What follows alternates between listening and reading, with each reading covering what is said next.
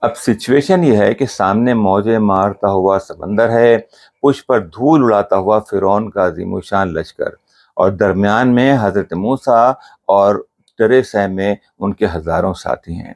پشت پر نیزوں، تلواروں اور تیروں کی جھنکار ہے، تو سامنے بھیانک لہروں کا شور، نہ ادھر جا سکتے ہیں اور نہ ادھر۔ اسی وقت حضرت موسیٰ علیہ السلام پر وحی نازل ہوتی ہے کہ اے موسیٰ، اپنی عصا کو پانی پر پٹکو۔ عصا کا بوسہ لیتے ہی سمندر ادب سے ہاتھ باندھ کر دو رویا کھڑا ہو جاتا ہے، اور موسیٰ ایمان لائی ہوئی قوم کے ساتھ سمندر میں داخل ہو کر بحفاظت دوسری طرف پہنچ جاتے ہیں۔ پیچھے پیچھے فرعون بھی اپنی پوری فوج کے ساتھ سمندر میں اتر جاتا ہے۔ سمندر کی دیواریں ایک بار پھر آپس میں گلے ملتی ہیں، اور فرعون اپنی پوری فوج کے ساتھ سمندر میں غرق ہو جاتا ہے۔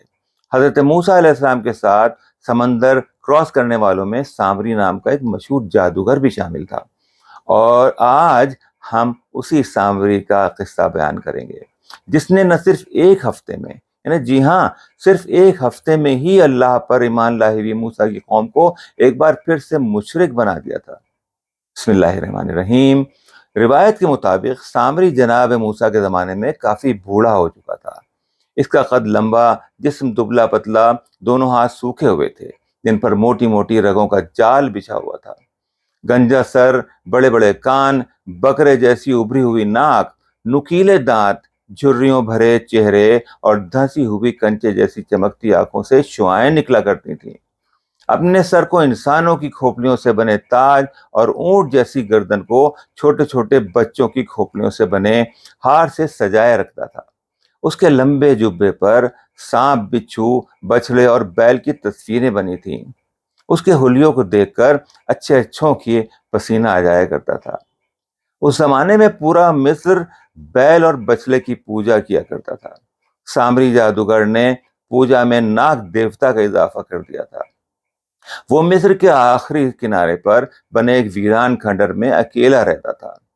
کھنڈر کے چاروں طرف لمبی لمبی جٹاؤں والے بوڑھے برگد کے درخت تھے، جن پر بڑے بڑے چمگادڑ لٹکے رہتے تھے۔ زمین پر سانپ، بچھو رینگا کرتے تھے۔ لوگ اس سے جادو محل کہتے تھے۔ سامری جادوگر اپنے گلے میں زندہ سانپ لٹکائے رہتا تھا۔ فرعون نے سامری کو راج جادوگر کے خطاب سے نوازا تھا۔ دربار میں اپنا جادو دکھانے سے پہلے وہ فرعون کو سجدہ کرتا تھا۔ اس کی دیکھا دیکھی اس کے تمام شاگرد بھی سجدہ ریز ہو جاتے تھے۔ ایک بار سامری نے منتر پڑھ کر ایک تشتری ہوا میں اچھالی۔ وہ اڑن تشتری کی طرح دربار کے چکر لگانے لگی۔ دربار میں موجود سب لوگ حضرت موسیٰ علیہ السلام کی طرف دیکھ دیکھ کر ان کا مذاق اڑانے لگے۔ موسیٰ کو جلال آ گیا۔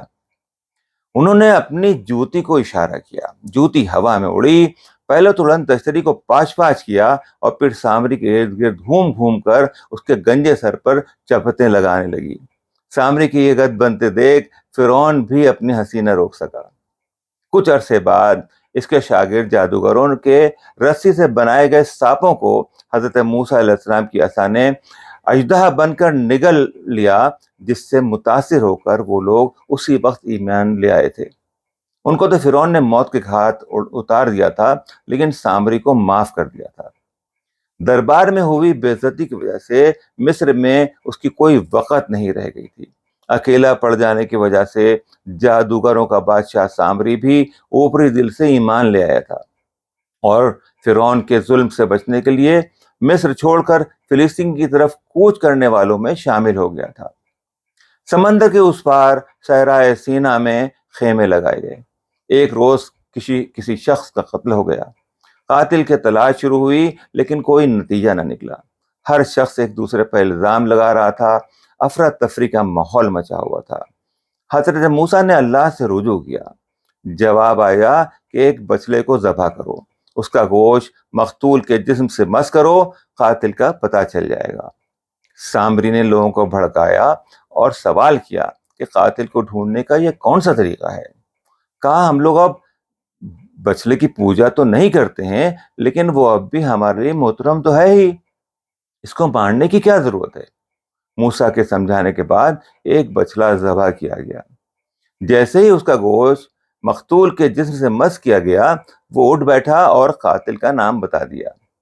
قاتل سامری کا قریبی دوست نکلا جس کو بچانے کے لیے اس نے قوم کو بھٹکانے کی کوشش کی تھی۔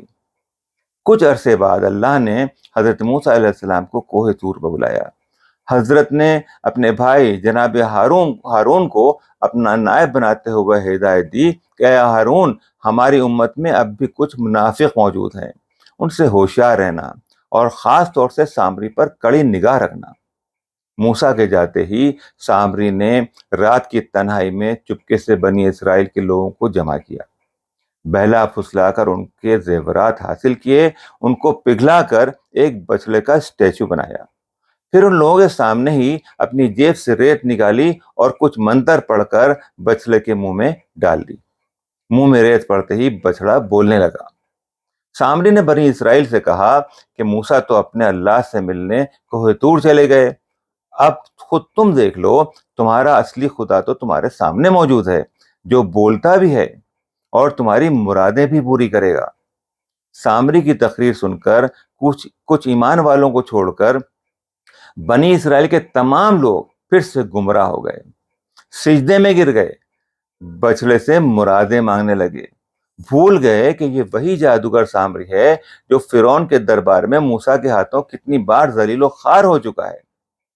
جناب ہارون ان کو سمجھاتے رہے لیکن کسی نے ان کی ایک نہ سنی۔ آپ نے دیکھا کہ یہ وہی ایمان والی قوم ہے جو ابھی صرف ایک ہفتہ پہلے ہی روتی پیٹتی، فرعون کے ظلم سے بچتی بچاتی، سمندر کے بیچوں بیچ سے زندہ بچ کر آئی ہے، اب کیسا پلٹ گئی؟ چلیے، وہ تو کئی ہزار برس پہلے کی بات تھی، بچڑے کو بولتا دیکھ کر بہک گئے، اس کو خدا سمجھ لیا۔ آج بھی ہر طرف جھوٹے معجزے دکھا کر لوگ اپنا الو سیدھا کرتے رہتے ہیں۔ کسی اور کو کیا کہیں، خود اپنی قوم میں ہی ہر روز نئے نئے جھوٹے معجزے دکھا کر چڑھاوے کے نام پر پیسے اینٹھے جاتے ہیں۔ کبھی کسی تصویر کی آنکھوں سے آنسو بہتے ہوئے دکھایا جاتا ہے، کبھی پاک پنجے میں کچھ چہرے دکھانے کی کوشش کی جاتی ہے، اور جس کو نہ دکھائی دے اس سے کہا جاتا ہے کہ تمہارا عقیدہ ہی کمزور ہے اس لیے نہیں دکھائی دیتے ہیں۔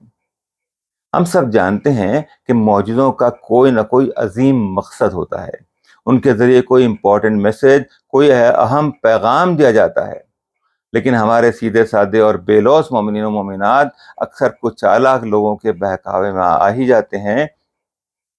اب 40 دنوں کے بعد حضرت موسیٰ کوہ طور سے توریت لے کر تشریف لائے۔ اپنی قوم کو بچڑے کی پرستش کرتا دیکھ کر غضبناک ہو گئے، جلال آ گیا، حضرت ہارون پر بے انتہا خفا ہوئے۔ حضرت ہارون نے فرمایا، میں نے انہیں بہت منع کیا تھا، بہت سمجھایا تھا، لیکن سب سامری کے فتنے کا شکار ہو گئے۔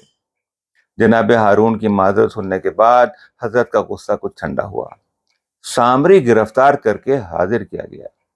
جناب موسیٰ نے کہا کہ یہ بتا کہ آخر تو نے بچڑے کو بولنا کیسے سکھایا؟